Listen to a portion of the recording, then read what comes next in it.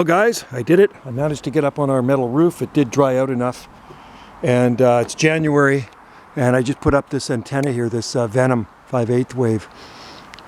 So I got it on an aluminum mast.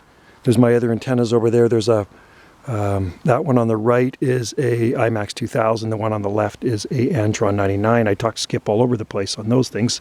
So hopefully this one will get out better. It's got little ground planes on the bottom, just over 19 feet in length, and they say it's a 5/8 wave. I believe it's 4.6 dB gain, and we'll just have to put it to the test. So I got a piece of aluminum mast here, and I used some plastic clamps to put it on, and just built that up a little bit with some wood, and it looks pretty good, I think. So we're going to put her to the test. So there, the antenna's up, the omnidirectional for shooting more skip. I can hook this one to my TRC 458. So this is an aluminum antenna, wattage holds about 1,000 watts, they say it's capable of. So anyway, listen for me out there on the DX. Thanks for watching.